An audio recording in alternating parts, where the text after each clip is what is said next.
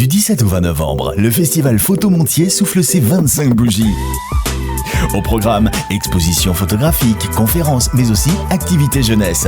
Pour cette édition, vous pourrez retrouver un son et lumière, des déambulations musicales, un concert de Charlie Couture et bien d'autres. Steve McCurry, parrain photo de renommée mondiale, sera présent.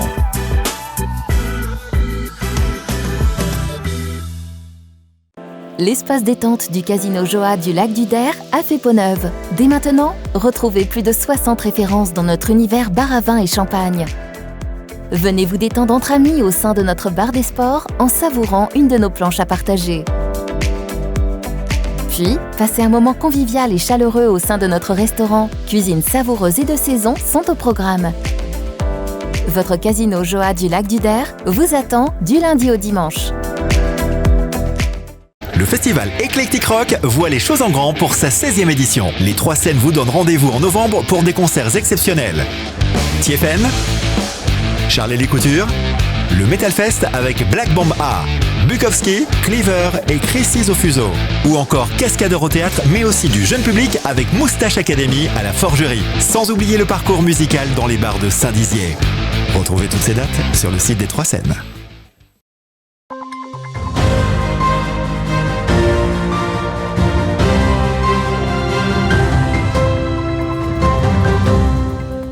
Bonsoir à tous et bienvenue dans votre journal de ce samedi 12 novembre 2022. Tout de suite, les titres de cette édition. À l'occasion de leur 4e anniversaire de la création des Gilets jaunes, les manifestants bragards ont déambulé dans les rues de la ville. Jean-Pierre Duvaux, le maître chanteur des écoles bragardes, a pris sa retraite en septembre 2022. L'occasion de retracer son parcours et de se remémorer quelques souvenirs. Quelques heures avant leur spectacle, les artistes de Normandie, une comédie musicale plein d'optimisme, étaient répétés sur la scène du théâtre de Saint-Dizier. À l'occasion des 4 ans de la création du mouvement des Gilets jaunes, ces derniers se sont rassemblés aujourd'hui sur le rond-point du Relais des Nations avant de déambuler dans les rues bragardes, comme vous voyez sur ces images. L'objectif de leur présence était de montrer qu'ils étaient encore présents et qu'ils avaient encore des revendications. Écoutez tout de suite les manifestants.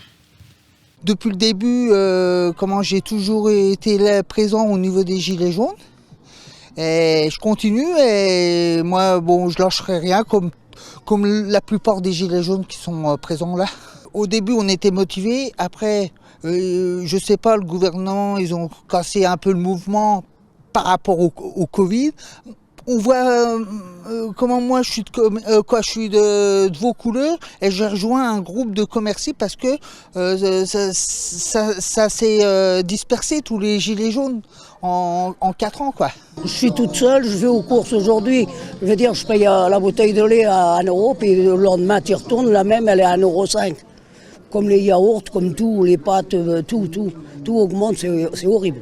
C'est horrible. Il y a beaucoup de retraités, machin. Nous, on fait appel, c'est aux jeunes même qui travaillent aujourd'hui, qui sont au SMIC, même qui gagnent plus, qui ont des gosses à nourrir, ils ne s'en sortiront pas. Moi, aujourd'hui, je suis là, c'est pas pour moi, c'est pour mes enfants, mes petits-enfants. Pour la jeunesse derrière qui arrive et ils n'y arriveront pas. Tout autre chose, à présent, il est bien connu des enfants de Saint-Dizier ainsi que du monde de la musique locale. Jean-Pierre Duvaux a passé près de 40 ans de sa vie professionnelle à enseigner la musique et à mettre en scène plusieurs spectacles. Il a désormais pris sa retraite cette année. Retour en images sur ces quelques années marquantes. Regardez. Je voudrais vous parler de ce fichu métier qu'on a souvent qualifié de plus beau du monde. Jean-Pierre Duvaux, surnommé maître chanteur, est bien connu des anciens écoliers bragards. Diplômé en 1982, ce Haut-Marnais est devenu maître animateur pendant les 20 premières années de sa carrière pour dispenser la musique dans les différents établissements de Saint-Dizier et donner vie à la chorale des écoles. Il y a beaucoup d'enseignants qui ont apprécié pendant toute cette période, on va dire ces 20 ans où j'ai vraiment exercé mon métier de maître animateur, c'est que moi j'apportais le côté technique, la connaissance, et eux étaient rassurés. J'en suis vraiment reconnaissant envers tous ces enseignants parce que le fait de se sentir épaulés, eux travaillaient d'autant plus avec leurs élèves. Et puis moi j'apportais tout ce qui était la gestion technique, etc. d'un spectacle qui n'est pas à la portée de tous. Ce maître-chanteur est connu pour avoir mis en scène une centaine de concerts, 6 comédies musicales et plusieurs spectacles avec des écoliers et des professionnels de la musique. Au total, près de 20 000 enfants sont passés entre ses mains. Je me suis rendu compte que, en regardant mon parcours, c'est là que ça m'a donné cette image. Je me compare à un escargot, c'est-à-dire que j'ai l'impression d'avoir laissé une trace de mon passage. Voilà, en gros, c'est ça. Le fait d'avoir eu ces 20 années, c'est d'avoir su concilier ma passion, qui était la musique, et que j'ai pu retranscrire, donc tout le monde était gagnant. C'est-à-dire les enseignants et moi, parce que je faisais ce que j'aimais. En 2007, nouvelle étape pour Jean-Pierre Duvaux. L'enseignement musical s'arrête, mais il reste dans le milieu éducatif en devenant remplaçant d'enseignants partis en formation. Cette année, pas de rentrée pour lui, le maître chanteur a pris sa retraite et garde un parcours professionnel rempli de souvenirs. S'il fallait que que je commence à écrire le livre de ma carrière, je me dis, en feuilletant les pages, je pense que j'ai réussi ce que je voulais et j'ai pas de regret, aucun, parce que ça n'était que du bonus. Aujourd'hui, avec le recul, il porte un nouveau regard sur l'éducation nationale et constate sa dégradation. Alors regarde un peu, je suis sûr que ça ira de plus en plus mal. Le ministre actuel, c'est pas lui qui va nous aider.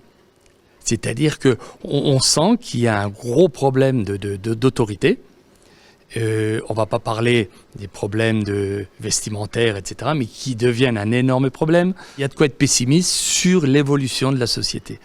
Malgré ce constat, l'heure est à l'espérance face à la situation. Si le maître chanteur est désormais derrière lui, le musicien garde sa guitare pour entamer un nouveau chapitre de sa vie. Et passons à présent au chiffre du jour qui est de 4450. En effet, la fête de la grue 2022 est désormais terminée. L'occasion pour la Ligue pour la protection des oiseaux de Champagne-Ardenne de faire un bilan sur la fréquentation. Les animations proposées ont connu un beau succès avec 4450 personnes qui ont été accueillies durant une semaine sur le lac du Der. En pleine tournée, la comédie musicale Normandie était de passage à Saint-Dizier, suivant le récit d'une aventure au bord du Normandie, un paquebot aux airs du Titanic. Ces comédiens-chanteurs proposaient dans quelques heures un spectacle aux airs enjoués et chantonnants sur la scène du théâtre Bragard, un reportage de Thiago Kergovic.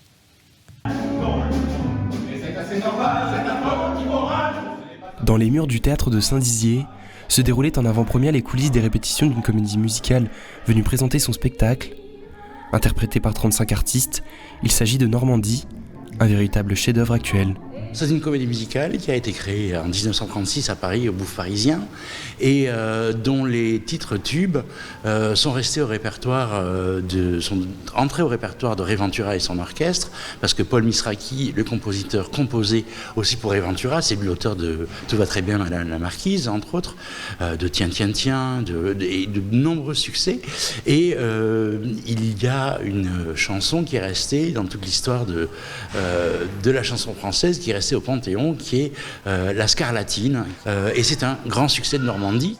Dans une nouvelle orchestration particulièrement pétillante, la compagnie d'opéra Les Frivolités Parisiennes propose une mise en scène ingénieuse qui dépoussière intelligemment le propos sans le dénaturer.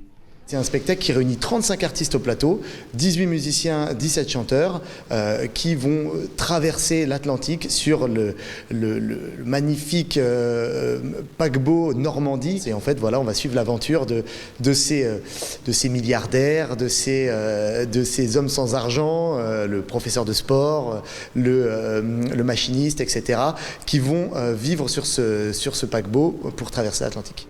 Le récit de cette aventure rocambolesque, interprété sous le prisme de la comédie et du chant, séduit les spectateurs leur offrant la possibilité de s'évader le temps de quelques heures. Parce que c'est un spectacle qui est drôle, plein de joie, plein de fantaisie, plein de cette joie de vivre dont on peut manquer en ce moment au regard de la fragilité de notre monde. Et ça ouvre une réalité alternative extrêmement plaisante qui met un peu de baume au cœur. Après un passage réussi à Saint-Dizier, Normandie poursuit sa tournée. Prochaine représentation pour les intéressés, samedi 31 décembre, à l'Opéra de Vichy à Paris. Et voilà, c'est la fin de cette édition. Merci à tous de l'avoir suivi. Dans un instant, vos prévisions météo de demain, présentées par Brigitte Maestrassi. Je vous souhaite à tous et à toutes une très belle soirée. On se retrouve demain pour votre 15 minutes info. Belle soirée à tous.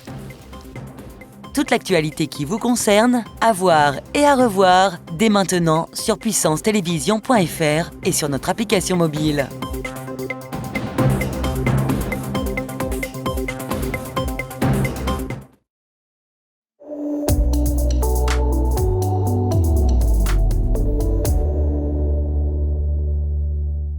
Bonsoir à toutes et à tous. Le temps sera doux ce dimanche 13 novembre avec du soleil sur une bonne partie de l'Hexagone. Les maximales atteindront les 22 degrés à Toulouse et 21 degrés pour Bordeaux et Bastia, alors que les minimales seront de 3 degrés pour Metz et 4 degrés pour Dijon et Lille. Du côté de nos départements, le soleil sera aussi présent. Les minimales seront de 3 degrés pour Chaumont, Commercy ou encore Verdun, tandis qu'il fera 13 degrés à Saint-Dizier et Bar-le-Duc. Demain, nous fêterons les Brises et le soleil se lèvera à 7h56 et se couchera à 17h12. Belle soirée sur Puissance Télévisions.